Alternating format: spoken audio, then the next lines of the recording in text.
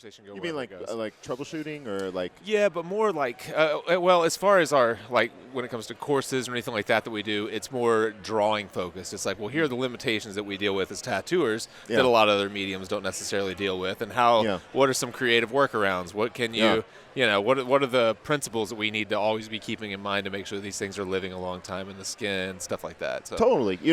A lot of people ask me kind of the same question, and I always tell them, like, you have to think about the fundamentals of art, and I think the more people can learn, like, the fundamental things, the most important things, I think, is how light reacts with objects, just understanding shadow shapes, everything from, your cast shadows to your form shadows. There's all these, midtones and highlights. You have to go down the process. But if you don't know, if you don't understand how light affects an object, you're really at a loss to be able to work in this industry and be able to, like, render things on the fly. Because you're drawing things that, like, sometimes don't have photo reference. So you're kind of developing this.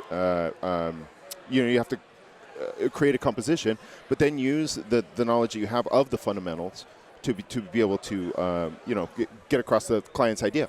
So with that, the more you learn the fundamentals, you'll start to learn fundamentally how to break them and break them in an educated way, and that's what we call style. In my opinion. So that's when once you learn how to break it in this educated way, because you understand the fundamentals, you kind of work backwards, and you're like, well, I can bend this and move this. You look at Mark Ryden. And some of those guys who do these, they do these crazy caricatures of faces and stuff, and the eyes are kind of spread out, and the nose is really small. It still follows a formula, and they're basing that formula on the fundamentals that were taught to them before. So absolutely. Are we rolling on all that? Hey, welcome to the Fireside Tattoo Podcast. Did you guys hear that? That's I like nerd out on like all the fundamental stuff, man. I'm like, yes, let's talk. Yeah, absolutely, man. I'm completely with you. I am Jake. This is Corey Bernhardt. Where are you? Where are you at? I'm in Sacramento, California. Sacramento, awesome. And you're doing beautiful work. Thank you so much. So good. And I love your paintings as well. And I think that we started that conversation off perfectly for what we talk about a lot here, and it comes down to principles of good art and what your eyeballs see in the real world and how to translate it. And so we talk all the time about whether or not you're an artist, you can look at something and you can go like, that doesn't look right. I don't know what's wrong with it, but I know something's wrong with it. I'm going to cut you off right there because I just recently had a solo show in Sacramento. It was my first solo show ever, and this really nice guy was critiquing one of my works. It's like, of course, it's like when you go to a restaurant, like everybody all of a sudden becomes like a food critic. You know what I mean? So, I'm at this show and I'm walking around shaking hands. Thank you so much for coming. And this guy walks in and he says, I love that you kind of have this like 50-50 thing going on. And I was like, what's that? And he said, composition always works really well if you have the 50-50 rule, which is 50% of taking the viewer's eye and showing them something that's already very relatable, something that they already know. So for me, it's like, okay, like a rooster, or something, it's like, give them the first 50% that they already know. And then as soon as they kind of walk up to the panel, then you give them the other 50%, which is what they have to search out in the composition. So you take something that's very, simple and surreal and something that everybody will know. And then you just kind of take that other 50% and kind of flip it on its head a little bit. And it makes the viewer just like stare at it a little longer, and I think that's the hardest part for a lot of artists is like you only get eyes on something for a very limited amount of time. Like if you read a comic, you're just kind of browsing through, and that people don't really take, they don't think about how long it took to actually draw all this. It's just like you get a second. So I think I'm thinking about that a lot when I'm designing things. So I always think, give them something that draws them in, and then kind of try and somehow kind of blow their mind a little bit. What I mean? Just give them something that's surreal or different. What I mean? Makes them engaged a little longer. Yeah, absolutely. I've never thought of it that way as a 50-50 rule, or as making like one thing that's easily relatable, but then like something that intrigues them enough that's strange enough to kind of keeps them searching around what's going on. Like why are things related? A lot of storytelling. Storytelling is always a big thing, and especially in tattoos and painting, and I always try to think about, like, when I'm looking at something to critique, or when I'm designing something myself, I always try to think of, like, I try to treat the viewer like they're a kindergartner. Like, I want you to know what I want you to look at first. Yep. And I think when someone brings us a portfolio and it's like, do I know what you were trying to describe? Like, Yeah. from, if we're 10 feet away, is there something that's interesting enough to me in the large shapes, in the dark and light forms, that I can go like, that's cool, what is that, and move towards it. Yeah. And then so in that sense, we're talking about the same thing, something that's really recognizable that you understand. But then what keeps them there? Once you get them exactly. there. Yeah, and it's that little bit of either color or subject matter, contrasting subject matter, maybe contrasting textures, contrasting something that kind of contrasts what's happening in your composition to then move the viewer's eyes to what else is going on here. You know what I mean? Especially when they're kind of put in a position where they're like a little unfamiliar, and they kind of have to put the pieces together, as far as looking at something. So yeah, I don't know. We're always kind of guessing at what that is. You know what I mean? So right. Yeah. There's a great book. I forget the guy's name, but it's called Problem Solving for Oil Painters. Have you ever seen it? And he talks about that, like trying to look across the room, say at a bookshelf, and not focus on a book. Try to see all the books. Like, well, you can't see all the books. Your eye wants to see something. So our job is to give them that something. And then figure out how to hold on to them a little bit. That's awesome. Yeah, that's a good way. I thought that was an interesting way, because you're like, you really can't. There's flash on the wall over there.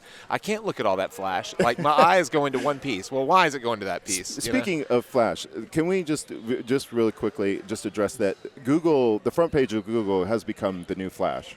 Yeah, I think, and a lot of people like true. they I don't know about you, but like when I have clients that come into the studio and they always they're like, well, they always everybody has that similar story. I just didn't want to pick something off the wall or whatever. I just didn't want to pick. And I was like, yeah, but you brought me the first two birds that you found on the first page of Google. Right. Yeah. That everybody in existence already has been done so many times.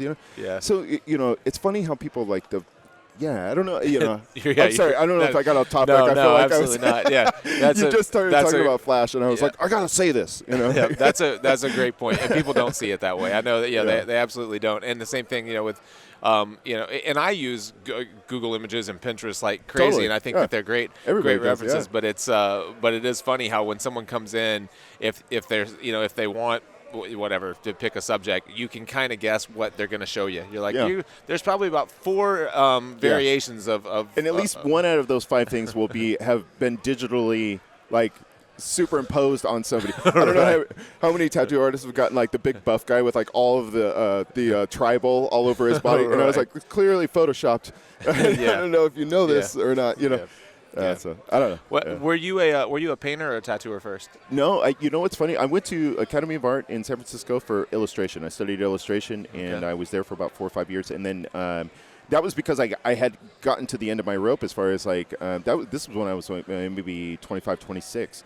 37 now. So there was just a point in my life where I just realized I wasn't good enough, and then I had to go to school. I had to learn, and that was just the end of it. It had to happen. So I went to school for a couple years, and then one of the biggest things that I learned in art school was that like really it doesn't really matter about the degree. It's about kind of getting as educated as possible. And somewhere along the line, if you get a job doing what you're really passionate about, one of my art instructors was like, get the fuck out, like as soon as you get a job doing art, you made it, dude. Get out. Why are you still here? You know what I mean? And so it just happened to be in a tattoo shop, and I was already doing a lot of local stuff for Tower Records in Sacramento for a while.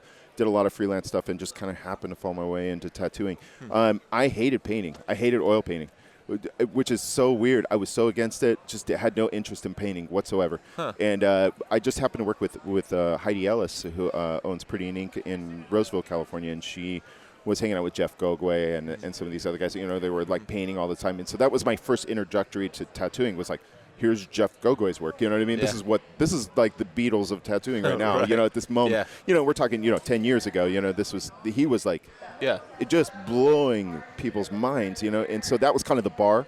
And then that it kind of went from there. But yeah, tattooing first, and then oil painting was just something that they were doing in their free time, because, they were going up to these seminars with Jeff and doing all these other things. And I thought, all right, I'm going to give it a shot, because, I'm already in. I'm already 100% in at this point. And just fell in love with it, like, which is so strange. So was it did you find a good formal apprenticeship to go through? Did you struggle? It through was that? pretty quick. I apprenticed with Heidi, but it was a very small shop. It was with Jamie Goodwin, and Jamie Goodwin was also working there. And honestly, we all just kind of helped each other. You know, we would critique each other and talk about just little day-to-day issues. And we all kind of like actually, I think at the end we all kind of helped one another. You know what I mean? And you know, obviously I was like the lowest on the totem pole at the time, so I think I got more out of it than they probably did. But you know, yeah. So what now? I mean, because when I look at I've only seen a handful of tattoos, but it's very obvious that one influences the other, that the two go hand in hand with you. Whereas sometimes, you know, we find painters and then I see their tattoos and I'm like, wow, you don't bring anything from your painting to your tattooing. You know, some people really make a concentrated effort to separate those things, and you, on the other hand, really you use the two together. Yeah, I think. Yeah, it you know, it's weird. You know, I don't quite. You know, like I feel like I started at some point, and I couldn't pinpoint it, but at some point in my career, I was just painting enough to where customers would start going, can I have that tattooed on me? You know, and I was like, well, it's a painting. I can't really duplicate it as a tattoo, but I can do like an offshoot of it. And then that started just infect my illustration for tattooing, and then it just kind of it just started feeding off one another. And then sometimes I would just draw things for people, and then I'd be like, I'm going to paint this, and I would ask my client, you know, do you mind if I just paint this into a picture? And they're like, yeah, that'd be great, you know. And so it just started to kind of feed off of one another. And now I'm really fortunate that where I kind of bounce between the two mediums. You know, I started to get burned out on tattooing, and then I just take a step back, and I'll be like, okay, cool. I have a little bit of disposable income. I can, you know, retire to my garage, you know, and paint for, you know, 3 or 4 weeks, and kind of satisfy my, you know, my art, and then bounce right back into tattooing. So at least I try to be hungry, you know. I want to make sure that I'm dedicating 100% to everything, you know. But how does that work for you? Do you intentionally not book yourself out for long periods of time? Do you try to keep where you can stay pretty nimble and bounce back and forth? Or that's the kind of the thing about tattoo artists is sometimes, you know, it just depends on how often and how active you are with your email. I you know, for me, it's like I start to have things that kind of build up. And you know, I have current clients that will just, as soon as one tattoo is over, they're just immediately like, well, you know, I want to start something else. So, okay, cool. And then we just kind of, so as soon as things start to ramp down a little bit, then I'll make a push social media wise and be like, hey, I'm taking appointments now, and then you know, I feel really creative and I really want to get into the swing of things. But for the most part, I've been very, very fortunate. My career the last 10 years has just been maybe like, you know, 30 to 40 clients, you know, probably that have just kind of stuck with me for the long haul, you know, which I'm super fortunate for. So are you doing mostly kind of, I mean, the stuff that I've seen is medium-ish size so far, but I haven't seen a lot. Are you doing a lot of large scale, a lot of stuff where you're doing a lot of layering? Yeah, and that's probably why I don't post as much on social media. I've been doing a lot of bigger back suits and sleeves and things like that, and they take so long. You're kind of burned out, you know. It's like that's why I love conventions like this, where I can just like sit down and like knock out something from start to finish. There's something about that that's so rewarding, you know, to be able to like get a tattoo, and it's almost like, you know, going out cutting down a tree and like making a wooden panel to paint on, and then you paint it and then you hang it, you know. It's like that whole, you know, it's so much more rewarding, you know. So things like this where I could do something that's like palm size, or maybe 2 things that are palm size, and I can finish it and take a photo of it and post it and be proud of it the same day. It's so cool. By the time I finish a lot of these bigger back pieces, it's hard for me to say is, you know, you can only put out, I mean, maybe for your listeners who are still growing or you know, introducing themselves into either tattooing or art or whatever, you know, you have to be really patient about what you post on social media. And you only post things that are very relative to the things that you want in return. You know what I mean? So if you're an artist who wants a lot of script, obviously the more script you post online, you're just going to get hit up with all that. And same thing with painting commissions and whatever. So I have to be very I have to hold back from a lot of posting a lot of things. And unfortunately, the bigger pieces, it's like by the end of it, my style has changed sometimes to the point where I'm like, I don't feel comfortable about tattoo, you know, posting it, because I'm like, well, that was me 2 years ago, you know, now I'm doing something totally different. So it's kind of this catch-22, you know. But I'm sure, you know, photos of some of that stuff will probably just end up online at some point. But you know, for the most part. I think that's a constant battle that tattooers face, and it's a question. Actually, we just had Jeff Gogway on the show earlier this week, I just asked him that exact question. I was like, well, he's doing suits. I mean, he's starting wherever, and I'm like, how do you allow? Because he's a hungry guy as well. He's always trying to get better. Like, how do you allow for? I mean, because most of these people aren't living in Grants Pass, Oregon. They're traveling from all over the world. Yeah, you can't tattoo them every single month. Yeah. So how do you allow for the inevitable changes that are going to happen to you stylistically, to the way you feel about that subject matter or whatever else? Yeah. He I think that he feels like he's solving problems on a different type of level now. He's trying. I guess. See that. Yeah, I think he mentioned that, like, he made a really interesting comment to me that kind of blew my mind. Like, if he's looking at someone's back and they're talking about a back piece and they have a piece on the back of their calf, he's like, well, that is what is. And this can be anything. Yeah. And he's like, and I just kind of keep that mindset. I start, even if I'm working up here, I'm starting with this in mind, because it has to at some point relate to that, because I know it's going to. And he's like, and I'm always just thinking about what already is and then what can be. And so then every time they come back, I'm like, okay, well, this is where we stand. This is where it is. What can it be from here? I think that's something that people don't touch on enough about Jeff's work, is that how well he complements the body. You know what I mean? When he does his work, and I'm very conscious of that when I'm doing work. I'm always thinking about rest. What the tattoo looks like at rest. How does somebody view it? And I'm always constantly like debating on how to design things. It's like for example, somebody's like, oh, I want a rooster. Okay, where do you want it? Oh, I want it on my upper arm. And it's like, okay, cool. So then I will I'll turn the rooster upside down, because I don't want just a pair of rooster feet hanging out of the bottom of somebody's arm. You have to be conscious of all the avenues of like how it's going to be received, how it's going to be viewed, and everything else. And Jeff is like a master at that. He really understands how to like tie into things very efficiently and leave room for other artists to come in and work. Because inevitably, people move around, and I like that. There's a lot of collectors, it seems now, So me too. I'm the same way. And I was doing a guest spot not too long ago, maybe a year or so ago, and I forget what the artist was, but I was drawing and I was listening to a consultation happening at the same time, and it was a back rib kind of transition piece, and the artist asked the girl, it was a younger girl, and he was like, what do you like, what kind of clothes do you wear that you want this to be seen in? And she was telling him, like, well, I don't know, maybe this. And he's like, take photos of yourself in this. He's like, because I just want to make sure that we're not cropping it in a way where like rooster feet are sticking out. Yeah, you know exactly. What I mean? Yeah. And I was just like, what an interesting way to think about it. I never say like, put on the clothes that you want this to look good in. Yeah. And well, I think as an artist too, sometimes that's like the kind of the foundation for a composition. You know what I mean? Is like asking those questions, because then you figure out like, okay, how is this going to be placed? And right away you could be like, well, I can't. Obviously, if it's going to be up there, already you start thinking about composition just based on where it's placed, and how it's going to be viewed and how it's going to be there, and hopefully leaving it open for somebody else to kind of tie into it later, or yourself, or whatever. But I think that's a great way of like starting composition. If you're having a tough time going like, oh, my client wanted this, but I don't know quite where to start, placement is a big factor into that formula when you're designing. So. Yeah, absolutely. Yeah. A lot of your shapes, look, I was just looking at some of your prints out there, and a lot of your shapes are very very fluid, very juicy. I think of the paint as looking very juicy. And so do you, are you trying to replicate that effect in your tattooing at all? I mean, some of the approach to tattooing to painting, they don't translate very literally. I'd like to say I am. I'm trying. You know. Yeah. I think I'm still figuring it out. You know. But I am conscious of it. I'm trying to do that. And those are like kind of these weird off the cuff. They're like the quote unquote like happy mistakes that kind of come out of designing sometimes, and then allowing yourself to kind of come out of, just kind of go off the cuff a little bit. Yeah. And so some of that fluid effects that I'm adding to a lot of my paintings, or a lot of it just on the fly. I'm not really sure where this is going to go. I'm just going to start kind of moving with it, because there's always at some point in a painting, you really want to start to get loose and start letting things kind of happen on their own that will maybe just add to like the overall composition at the end, the final painting. So I would love to be able to kind of introduce that into my tattoos more, but I think rendering it and learning how to render it properly, it's a big thing in tattooing, is like simplification, and that's it's like reducing things. I think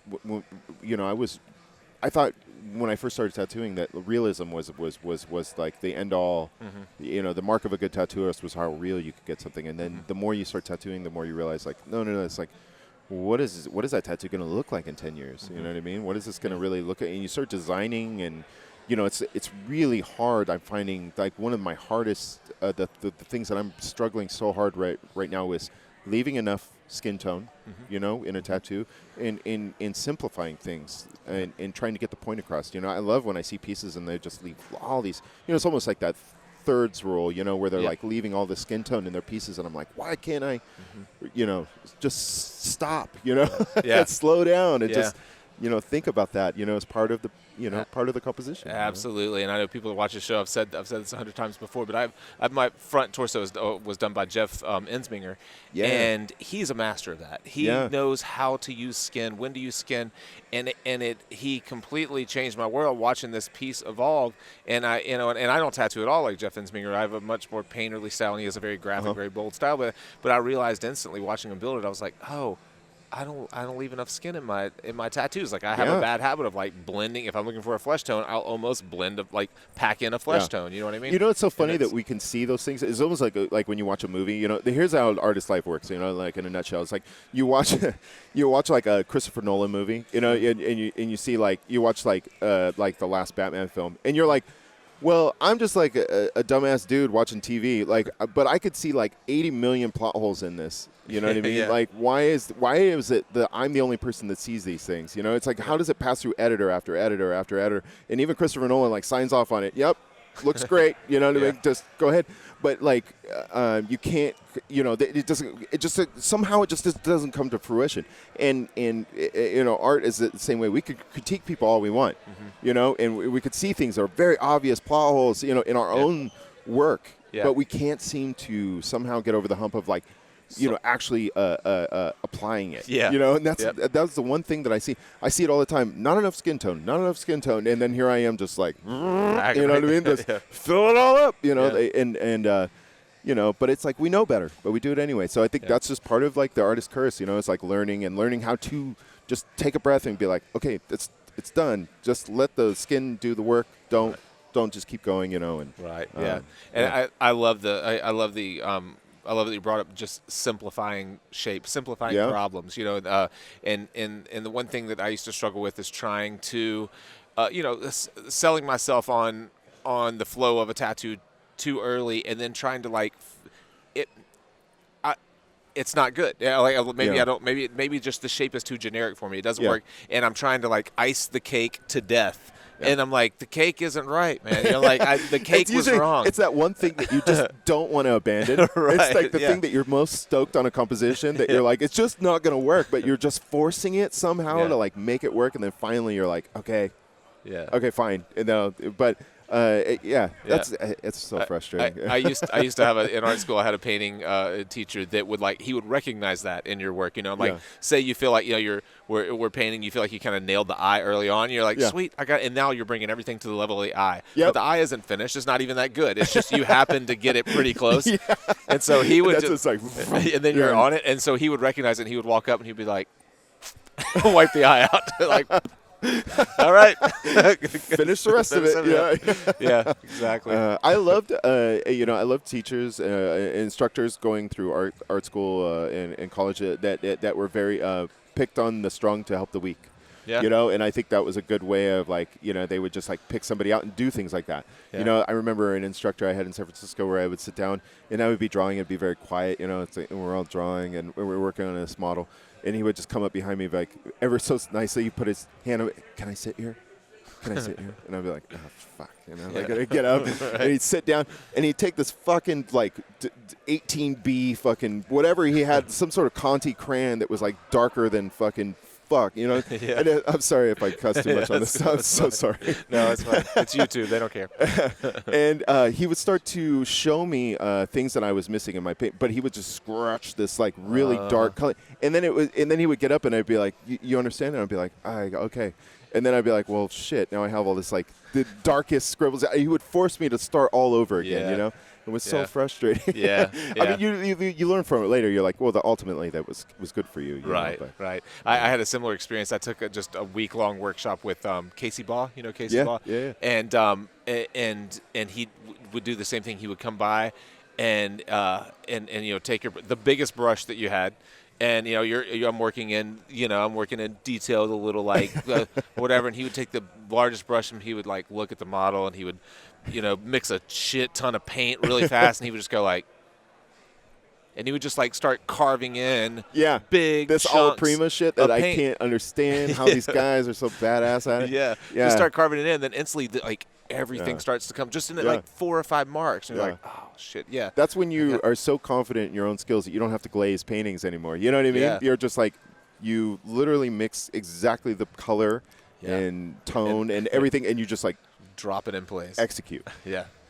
Execute, one by one. And, guys like me, I'm just like, well, that's not right. Well, let's just get whatever transparent I can find, right. to like just make it work, And so I'd love to get to a point in my career one day where I could just like literally mix a color exactly how I saw it in my head and just be like, just drop it in place. Just like a badass. Yeah, absolutely. Casey kind of blew my mind with telling me that I was drawing too early. Yeah. He was like, you don't have enough paint on the canvas to draw yet. He's like, get enough paint and then you can move it around where it needs to go. Okay. And that's just kind of his approach. And he literally would do that. It was almost like he was sculpting with clay. He would just, but like you said, he nailed the value, the tone, the color, everything. And so the forehead, he would just make large marks, very precise, but big marks, chunky paint, and then he just took a brush and started scooting just stuff. Like narrow his brush down as he went, you know what I mean? And then at the very end, he was putting in all these little details and stuff, and just like, that's so much restraint, That's so much like practice and restraint to be able to restrain yourself from just being like, let's start blending this out. This seems good enough, and just crush this stupid, crush your hopes and dreams. Let's try this, Yeah, exactly. And then, so I would love to do that because I feel like every painting, I think for most people, it's this like, very cyclical event of like, having this great idea and then starting and then just being like, what am I doing? Why did I even do it? Questioning all your whole reality on how you're expecting to, paint this. And then at some point being like, why am I even painting? And then at some point that you finally do something that we're like, okay, I think I can get this back where I want it to go, But it's always, every painting is like this. I would love to be in a position where I could just like mix it and just, boop, like put it exactly where I want it. Yeah. Do you do a lot of workshops or God, I wish. Like no. I don't do enough either. But I paint. I tattoo full time still, and then I paint every other chance I get. I obviously run Reclamaire Tattoo in Sacramento, so I'm always doing that. And then now is I'm that getting your shop? It is, yeah. Okay. And we've been there for about 6 years in Sacramento. So and then now I'm getting ready to open up a second business. And wow.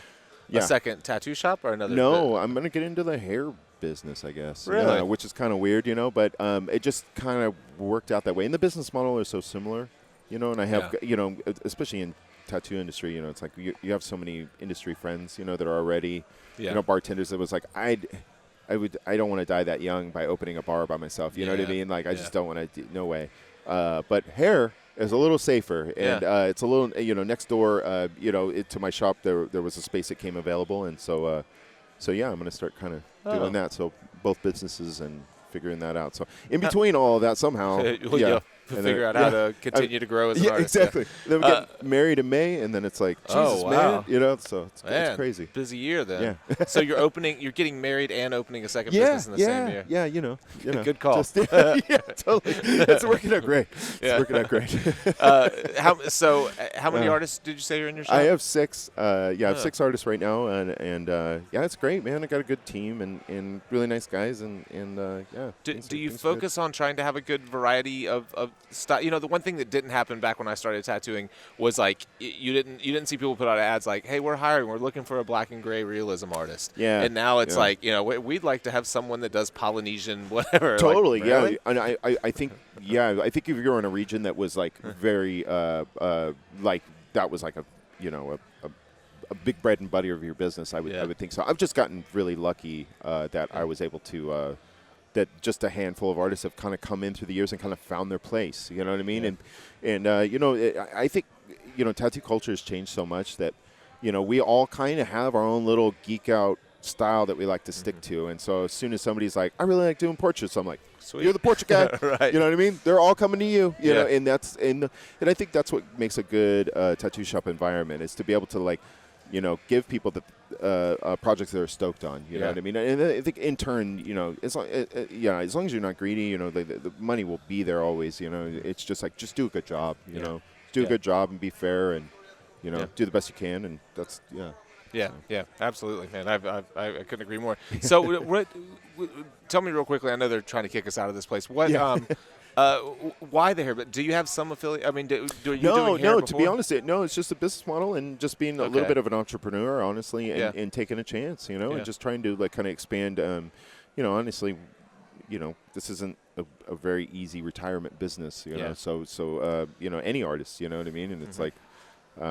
You start to think about the future and things that you need to get into. And, fortunately, but unfortunately, these are just risks that you have to kind of go out on a limb and take to be able to kind of set yourself up for the future. So that's kind of at least my goal. And obviously, it's a fun environment, and I think, I think it'd be fun to explore. So. Yeah. If people want to find you, where's the best place? Instagram? Instagram would be great. And it's CBERNHARDT _RCLMR. I know it's really long and confusing, but it's Bernhardt _RCLMR, and that's usually where I post, man. We'll put that in the show notes, and website is reclamareart.com. reclamareart.com. We'll put all that in the show notes, and man, thanks so much for your time. Hey, thanks so much for thinking of me, work, man, dude. and I really appreciate it, man. Thanks for having me on your show. Thank you guys, as always, for supporting what we do. We'll see you next time. See you guys. Thanks. Hey, that was awesome. I love that we just started in and then did the introduction later. We never do that. It's awesome. Sorry, but on, man. I love it. That's perfect. I ramble and shit. I love podcasts where you feel like you came in on a conversation.